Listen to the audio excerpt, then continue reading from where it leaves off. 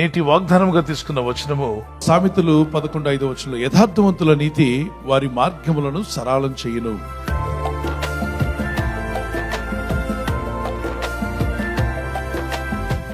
మార్గాలు సరళమవ్వాలి.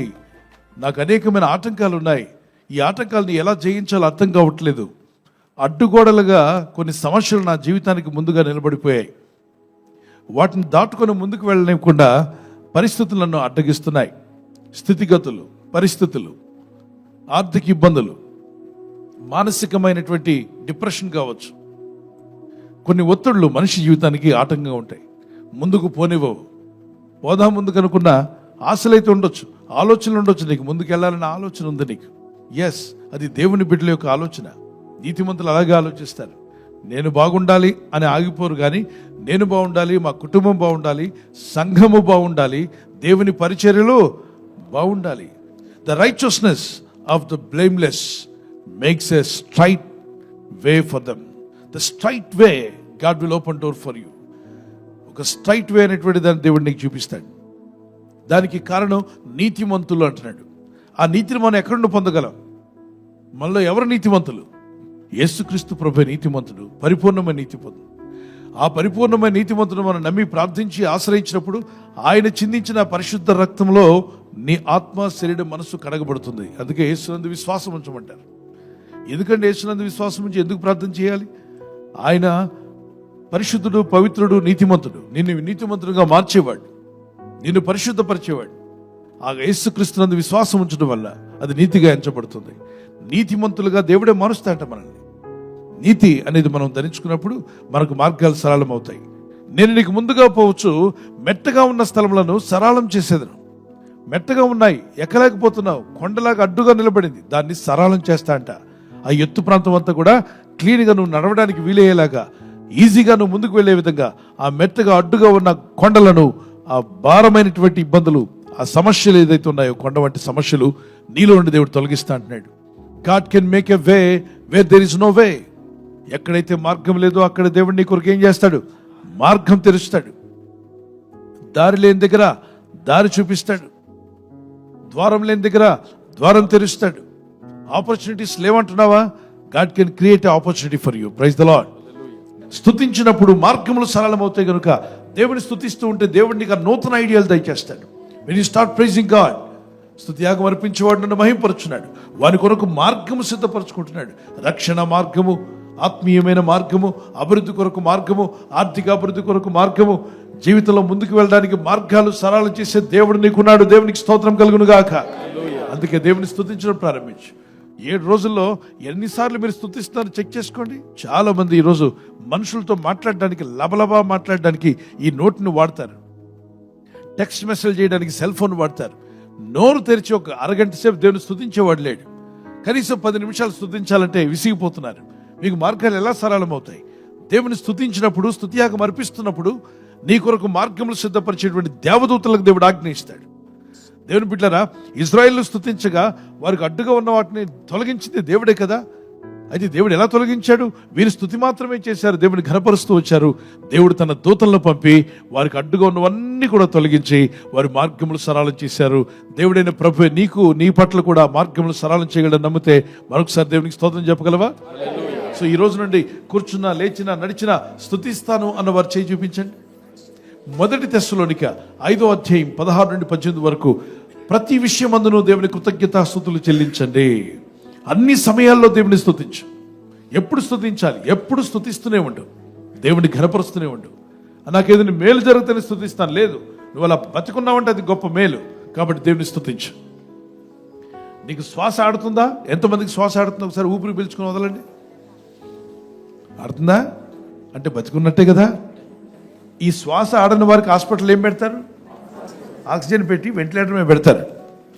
ఆ రోజుకి ఏం లేదు, శ్వాస లోపలికి వెళ్ళి బయటికి రావడం కొరకు దినానికి 10,000 ఖర్చు పెట్టాలి. అందుకే దేవుని స్తుతించాలి. ఆయన చేసిన మేలను తలంచుకుని దేవుని స్తుతించు.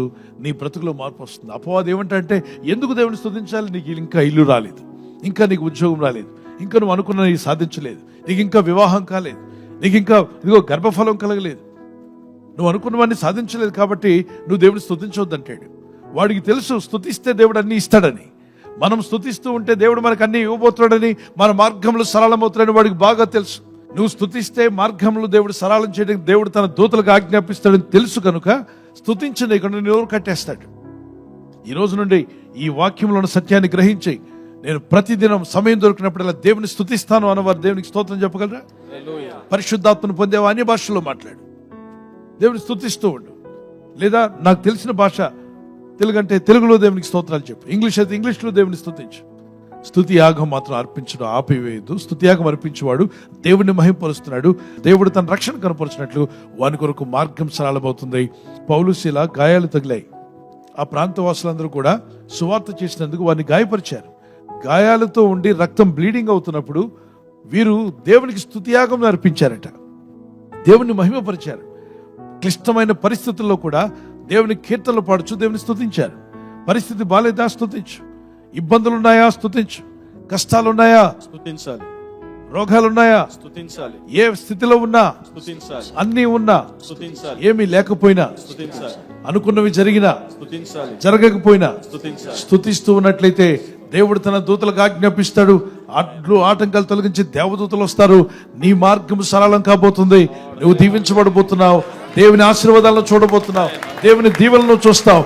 నీ ఇంటిలో దేవుని వెలుగు, నీ కుటుంబంలో దేవుని కార్యాలను చూడబోతున్నావు. నీకు నీ కుటుంబానికి అడ్డుగా ఉన్న ప్రతి అడ్డు కూడా యేసు నామములో అది తొలగించబడును గాక. ప్రభువా, నేను స్తుతిస్తాను తండ్రి, ప్రతి సమయమందు నీ స్తుతి నా నోట ఉండాలి అని ఆశపడండి. దావీదు మహారాజు దినమునకు ఎన్ని మార్లు స్తుతించాడంటే 7 మార్లు. దావీదు అంటాడు, దినమునకు 7 మార్లు నా దేవుని స్తుతించేదని అన్నాడు. అంటే టైం పెట్టుకుని మరీ స్తుతించాడు. ఈరోజు పిల్లరా, దేవుని స్తుతించే మనసు కలిగి జీవిద్దాం, దేవుని గణపరుద్దాం. ప్రభు కృప మీకు తోడే ఉండు గాక. ప్రార్థన చేసుకుందాం. ప్రభు, నాకు ఆ విశ్వాసం ఉంది, నాకు మార్గం సరళమవుతుందని నేను నమ్ముచున్నాను. ప్రభు, స్తుతించే మనసు నాకు దయచేయండి. దావీదు మహారాజయ్యుడు కూడా ఎంతో బిజీగా ఉన్నా అతను దినమునకు 7 మార్లు స్తుతిస్తే నేను కూడా నేను స్తుతించాలి ప్రభు అని కరములెత్తి గట్టిగా ప్రార్థన చేస్తూ దేవునికి స్తోత్రాలు చెల్లిద్దాం. పరిస్థితులు ఎలా ఉన్నప్పటికీ స్తుతించు అయ్యా. నా స్థితిగతులు ఎలా ఉన్నప్పటికీ స్తుతించే మనసు నాకు దయచేయండి. స్తుతియాగం అర్పించుట నాకు నేర్పు ప్రభువా. స్తుతియాగం అర్పించువాడు నిన్ను మహిమపరుస్తున్నాడని సెలవిస్తుంది వాక్యం. అవునైనా నేను స్తుతియాగం అర్పించే వ్యక్తిగా ఉండాలి, నిన్ను మహిమపరిచే వ్యక్తిగానే ఉండాలి. ఇదిగో నీవు నాకు రక్షణ కనపరిచినట్లు మార్గం సిద్ధపరచుకుంటున్నా అన్నావు తండ్రి. స్తుతియాగం అర్పిస్తుండగా మాకు మార్గములు సిద్ధపరుస్తున్నందుకు స్తోత్రాలు చెల్లిస్తున్నాం. అడ్డుగోడలు తొలగిస్తున్నందుకు స్తోత్రాలు చెల్లిస్తున్నాం. మార్గములు సరళమవును గాక. మీ చిత్తమే నెరవేర్చండి. ప్రార్థిస్తున్న ప్రతి కుమారుడు కుమార్తెను తాకండి. జీవితంలో చాలా ఆటంకాలు ఉన్నాయని, అభ్యంతరాలు ఉన్నాయని, ఈ అడ్డుగోడలు నాకు ఆటంకంగా ఉన్నాయి, నేను దాటి ముందుకు వెళ్ళలేకపోతున్నాను బాధపడుచున్న వారికి మార్గములు సరళమగును గాక, ద్వారములు తెరవబడును గాక. నీ కనికరం చొప్పున దీవించి వర్ధిల్ల చేయమని క్రీస్తు యేసు నామములో అడుగుచున్నాను నా పరలోకపు తండ్రి. గుండె చేయబెట్టకు చేయ ప్రభు. యేసయ్యా, నీ కృప నాకు దయచేయమని గట్టిగా అడగండి. నీ కృప దయచేయి. నీ చిత్తమే నాలో నెరవేర్చుము నాయన. నీ ఉద్దేశం నాలో నెరవేర్చండి ప్రభా. స్తుతియాగం అర్పించే మనసు నాకు నా కుటుంబానికి దయచేయండి. మార్గములు సరళం చేస్తున్నందుకు, ద్వారములు తెరుచుచున్నందుకు, నాకు నా కుటుంబానికి అడ్డుగా ఉన్న గోడలను తొలగిస్తున్నందుకు వేలాది స్తోత్రాలు. నీ స్తుతి నా నోట, నా గుండెల్లో, నా ఇంట ఎల్లప్పుడూ ఉండాలి తండ్రి.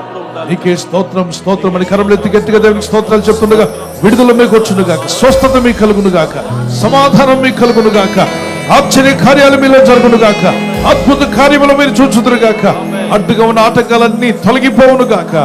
చప్పట్లు కొడుతూ గట్టిగా దేవునికి స్తోత్రాలు చెల్లిద్దాం. Thank you lord Jesus. God bless you. స్తుతి ఆరాధన అర్పించెదా, ఆశీర్వాదమునే పొందెదా. స్తుతి ఆరాధన అర్పించెదా, ఆశీర్వాదమునే పొందెదా. యేసయ్య నన్నెంతో ప్రేమించెను, తన రక్తముతో నన్ను కొనెను. యేసయ్య నన్నెంతో ప్రేమించెను, తన రక్తముతో నన్ను కొనెను. హల్లెలూయా, హల్లెలూయా, హల్లెలూయా, హల్లెలూయా. స్తుతి ఆరాధన అర్పించెదా, ఆశీర్వాదమునే పొందెదా. స్తుతి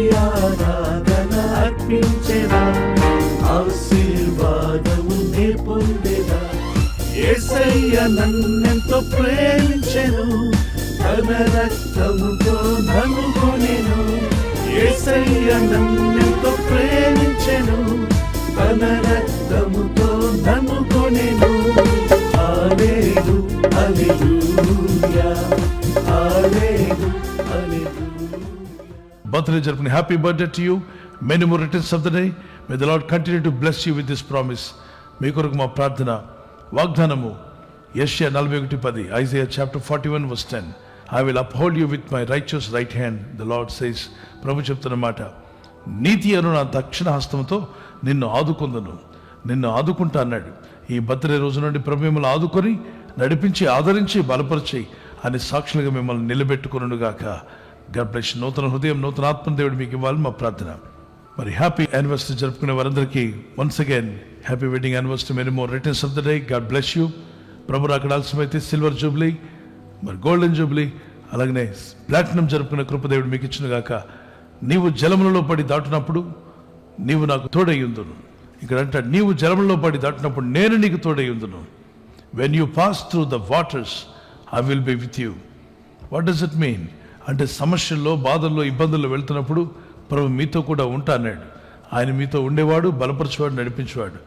ఈ వాగ్దానం మీ పట్ల నెరవేరునుగాక. భార్య పట్ల భర్త, భర్త పట్ల భార్య ప్రేమానురాగం కలిగి జీవించడానికి పరిశుద్ధాత్మను మీకు సహాయం దయచేయునుగాక. God bless you. మీ లవ్ అండ్ ఎఫెక్షన్ అది న్యూలీ ప్రభు నూతన పరిచి దీవించునుగాక. ఆమెన్. God bless you.